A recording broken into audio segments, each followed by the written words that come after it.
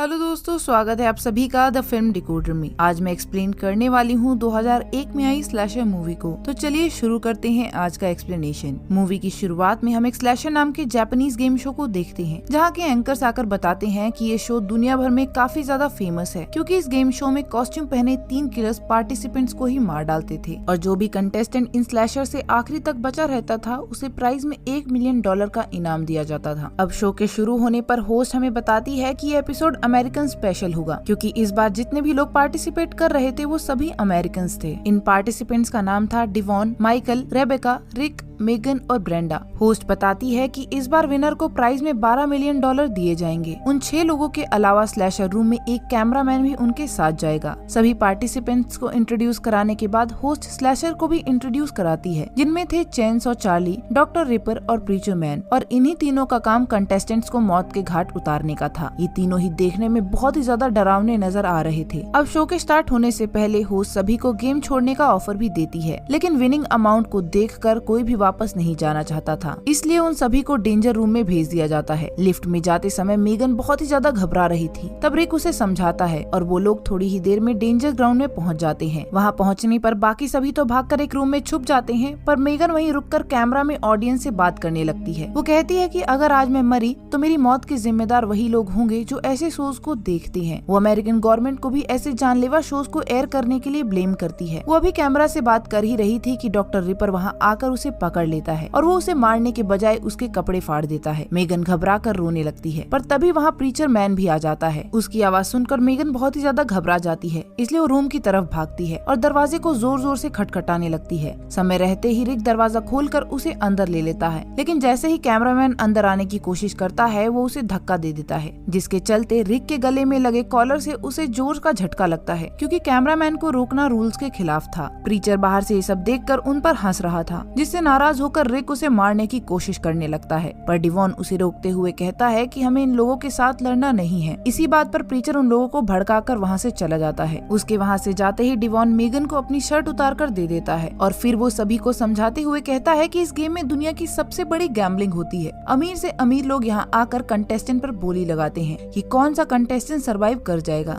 इसलिए अब हम सभी को ये गेम खेलना ही होगा। इतना बोलकर वो पास पड़ी हुई टेबल को तोड़ देता है और सभी लोग उस टेबल के टुकड़े को अपनी बचाव के लिए उठा लेते हैं। डिवॉन कहता है कि अब हम सभी को अलग हो जाना चाहिए, क्योंकि हम किसी पर भी ट्रस्ट नहीं कर सकते, और उसने पहले भी देखा है कि कैसे कंटेस्टेंट एक दूसरे को पैसों के लिए ही मार डालते हैं। इतना कहकर डिवॉन उस रूम से चला जाता है और बाकी सभी बचे कंटेस्टेंट एक दूसरे से डिस्कस करने लगते हैं कि तभी वहाँ पर चेनसॉ और प्रीचर की आवाज आने लगती है, जिसे सुनकर रेबेका और मेगन के अलावा बाकी सभी दूसरे रूम में भाग जाते हैं। पर जैसे ही प्रीचर अंदर आता है तब रेबेका उसे धक्का देकर भागने लगती है, लेकिन चेनसॉ उन दोनों के पीछे पड़ चुका था। वो दोनों भागकर सीढ़ियों के नीचे एक रूम में पहुंचती हैं, और चेनसॉ के जाने के बाद वो दोनों बाकी कंटेस्टेंट को ढूंढने का डिसाइड करती हैं। यही रेबेका मेगन को बताती है कि उसे रिस्की और थ्रिलिंग चीजें करना काफी ज्यादा पसंद है, और यही कारण था कि वो इस शो में आई। वो कहती है कि उसे एक लाइलाज बीमारी है, इसलिए उसे मरने का भी कोई खौफ नहीं। रेबेका की बात सुनकर मेगन उसे बताती है कि वो यहाँ इस गेम में इसलिए आई है क्योंकि 3 महीने पहले उसका बॉयफ्रेंड भी एक पार्टिसिपेंट था, जिसको इन लोगों ने बुरी तरह मार डाला, और यही कारण है कि मैं यहाँ आकर ये गेम शो बंद करवाना चाहती हूँ। रेबेका उसकी ये बात सुनकर कहती है कि तुमने यहाँ आकर बहुत बड़ी गलती की है, पर अब तुम्हें इस जगह से हर हाल में जिंदा निकलना होगा। बातें करते हुए वो दोनों आगे एक रूम में पहुँचते हैं, जहाँ बहुत सारे डमीज रखी हुई थी, पर तभी अचानक उन्हीं डमीज में से प्रीचर निकलकर रेबेका को पकड़ लेता है। लेकिन किस्मत से तभी कमर्शियल ब्रेक का टाइम आ गया था, इसलिए वो लोग रुक जाते हैं। दरअसल इस गेम के रूल के हिसाब से ब्रेक टाइम में कोई भी एक्टिविटी नहीं हो सकती थी, इसलिए प्रीचर उन्हें नहीं मारता। लेकिन जैसे ही कमर्शियल ब्रेक का टाइम खत्म होता है, रेबेका प्रीचर को वुड स्टिक से हिट कर देती है, जिससे उसकी वहीं पर मौत हो गई थी। पर अचानक ही वहाँ चेनसॉ भी आ जाता है। रेबेका मेगन को अपना हथियार दे देती है और दोनों मिलकर वहाँ से भागने का रास्ता निकालने लगते हैं। तभी मेगन को सीक्रेट रास्ता भी मिल जाता है, मगर डॉक्टर रिपर आकर उसे पकड़ के बंदी बना लेता है, और चेनसॉ आकर रेबेका की बॉडी को बीच में से ही काट डालता है। मेगन ये देखकर बहुत ही ज्यादा डर गई थी। वो डॉक्टर रिपर का मास्क उतार देती है, और इसी के गुस्से में आकर डॉक्टर उसकी शर्ट दोबारा से फाड़ देता है और लाइट्स को ऑफ करवा के उसे तंग करने करने लगता है। अब दरअसल मेगन के डर से शो को टीआरपी मिल रही थी, इसलिए डॉक्टर उसे फिलहाल के लिए तंग करके ही चला जाता है। उसके जाते ही मेगन रेबेका की डेड बॉडी से कपड़ा उतारकर पहन लेती है। वो कैमरामैन से दूसरे लोगों के बारे में पूछती है, पर वो उसे कुछ भी नहीं बताता। तभी चेनसॉ भी आकर मेगन को हरास करने लगता है, पर वो किसी तरह उससे बचकर वहाँ से भाग निकलती है। भागते वक्त डिवॉन उसे एक रूम में खींच लेता है। तब मेगन उसे रेबेका की डेथ के बारे में बताती है और ये भी कि उन्होंने प्रीचर को मार दिया है। इसके बाद वो दोनों रूम से बाहर निकलते हैं, जहाँ डिवॉन उसे बताता है कि किसी वजह से उसे अपनी बॉक्सिंग की जॉब छोड़नी पड़ी और फैमिली को सपोर्ट करने के लिए पैसों की जरूरत थी, इसलिए वो यहाँ पर आया है। वो अभी बात कर ही रहे थे कि तभी डॉक्टर वहाँ आ जाता है और वो डिवॉन को मेगन की शर्ट उतारने के लिए कहता है, पर डिवॉन ऐसा नहीं करता। तब चेनसॉ उन दोनों के पीछे पड़ जाता है और उन्हें मारने की कोशिश करने लगता है। वो दोनों बाकी सभी लोगों के साथ एक रूम में छुप जाते हैं और जब बाकी कंटेस्टेंट्स को रेबेका की डेथ के बारे में पता चलता है तो वो लोग भी काफी ज्यादा दुखी होते हैं। डिवॉन उन सभी को बताता है कि सेट धीरे धीरे मूव हो रहा है, इसलिए वो वहाँ से निकल जाता है। अब डिवॉन के पीछे बाकी सब लोग भी वहाँ से निकलकर दूसरे रूम में चले जाते हैं। वो देखते हैं कि उस रूम में पिछले एपिसोड के विक्टिम के पिक्चर लगी हुई थी, जिनमें मेगन का बॉयफ्रेंड भी था। मेगन उसकी पिक देखकर फूट फूट कर रोने लगती है। माइकल कहता है कि इन सभी लोगों को डॉक्टर रिपर ने मारा था और मैं चाहता हूँ कि मेरी जान भी डॉक्टर ही ले, क्योंकि वो बेस्ट है। ये सुनकर रिक उस पर चिल्लाते हुए कहता है कि वो सनक्यो जैसी बात ना करे। रिक थोड़ा सा इमोशनल भी हो जाता है और वो बताता है कि मैं मरना नहीं चाहता। वो कहता है कि उसको तो उसके दोस्तों ने जबरदस्ती ऑडिशन दिलवा दिया था, क्योंकि उन्हें लगता है कि मैं स्लैशर्स को हरा दूंगा, पर सिलेक्ट होने के बाद मैं वापस नहीं जा सकता था, क्योंकि मुझे खुद पर ही प्राउड होने लगा था। रिक उसकी ये बात सुनकर हंसने लगता है, जिसके चलते उन दोनों में लड़ाई हो जाती है। पर तभी पीछे से डॉक्टर आकर ब्रेंडा पर अटैक कर देता है और उसके कपड़े उतार देता है, जिसके बाद मेगन तुरंत ही माइकल की शर्ट उतरवाकर उसे पहनाती है और उसके चेहरे पर लगे ब्लड को भी साफ करती है। अब वो लोग यहाँ से आगे बढ़ने का डिसाइड करते हैं, लेकिन रास्ते में वो लोग एक ब्रिज पर ही फंस जाते हैं, क्योंकि वहाँ कील की चादर गड़ी हुई थी। वो कुछ समझ पाते कि इससे पहले चेनसॉ वहाँ आ जाता है और मारने के लिए आगे बढ़ता है, पर तभी कमर्शियल ब्रेक की अलार्म बज जाती है, इसलिए वो लोग रुक गए थे। यही रिक प्लान बनाता है कि वो ब्रेक ओवर होते ही चेनसॉ को लेकर कीलो की बेड पर कूद जाएगा, ताकि बाकी सब लोग आगे बढ़ सकें। चेनसॉ उसकी ये बात सुनकर डर जाता है और कहता है कि वो उसे कुछ नहीं करेगा और बाकी लोगों के जिंदा रहने से उसे क्या ही फायदा होगा। पर उसी समय ब्रेक ओवर हो जाता है और रिक अपने कहे अनुसार उसे लेकर नीचे गिर जाता है, जिससे दोनों की ही मौत हो गई थी।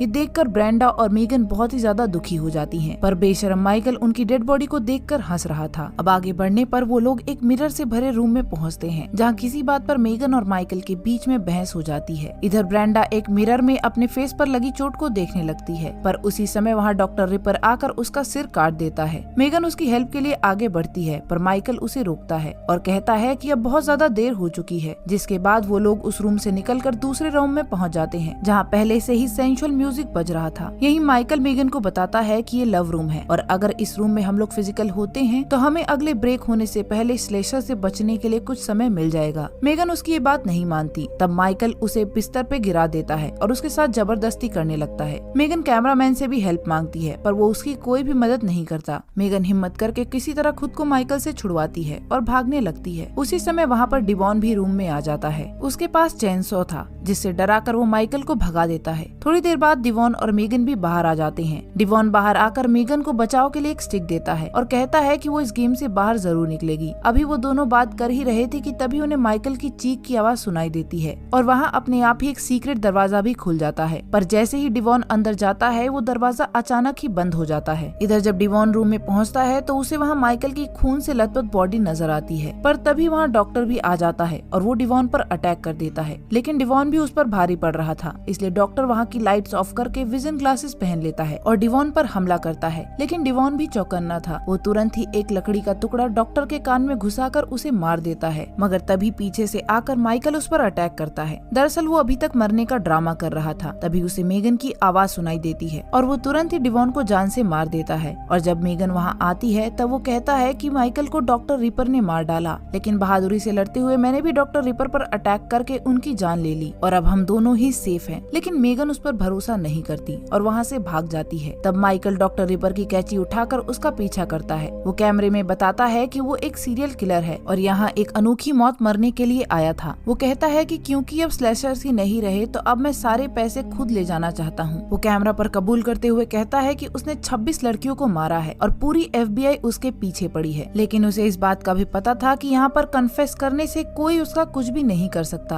ब्रेक के दौरान ये सब कुछ वो मेगन के सामने भी कन्फेस कर लेता है और बोलता है कि ये गेम के रूल्स में है कि जो भी यहाँ पर बोला जाएगा उसे कोर्ट में सबूत के तौर पर यूज नहीं किया जा सकता। अब मेगन यहाँ अपना दिमाग चलाती है और कहती है कि ब्रेक के दौरान हम ऑन एयर नहीं होते, फिर भी कैमरामैन हमें रिकॉर्ड कर रहा था और इसी टेप के थ्रू तुम्हारी सारी बातें कोर्ट में एविडेंस के तौर पर इस्तेमाल की जा सकती हैं। ब्रेक खत्म होते ही मेगन वहाँ से भाग जाती है, पर जब माइकल भी उसके पीछे जाने लगता है तब कैमरामैन अपना टांग अड़ाकर उसे गिरा देता है। इन सब से माइकल को लगता है कि मेगन शायद सही कह रही थी, इसलिए वो खुद का ही गला काट लेता है। कैमरामैन उसकी डेड बॉडी से कहता है कि ऐसा कुछ भी नहीं है, वो सिर्फ तुम्हें डरा रही थी, क्योंकि हम ऑफ एयर ही क्यों ना हो तब भी एविडेंस नहीं बन सकता। इसके बाद वो मेगन के पास जाता है और अनाउंसमेंट होती है कि वो गेम जीत गई है, इसलिए वो तुरंत ही कैमरामैन के साथ स्टूडियो में आ जाए। रास्ते में मेगन कैमरामैन से पूछती है कि तुमने मेरी मदद क्यों की? तब वो कहता है कि मैं नहीं चाहता था कि ये पागल दोबारा जाकर मासूमों को मारे, और अगर ये एक बार जीत जाता तो ये फिर से मासूमों के साथ दरिंदगी करने लगता। फिर लिफ्ट में पहुंचते ही वो मेगन से कहता है कि शायद तुम्हारी हेल्प करने के लिए मेरी जॉब चली जाए, पर अब तुम करोड़पति बन चुकी हो। इतने में ही स्टेज आ जाता है और होस्ट मेगन का ग्रैंड वेलकम करती है, पर स्टेज पर आते ही मेगन कहती है कि वो इस सारा पैसा गेम शो को बंद करवाने में लगवाएगी, और वो कैमरामैन को भी कहती है कि उसे ये काम करने की जरूरत नहीं है क्योंकि वो अब उसे पैसे देगी। इतना कहकर ही वो कैमरे को बंद कर देती है और इसी के साथ हमारी मूवी का भी दी एंड हो जाता है। अब दोस्तों, अगर आपको ये वीडियो एक्सप्लेनेशन पसंद आया है तो वीडियो को लाइक और कमेंट करना मत भूलिएगा। चैनल को सब्सक्राइब भी कर दीजिएगा ताकि मैं आपके लिए ऐसे ही एक्साइटिंग एक्सप्लेनेशन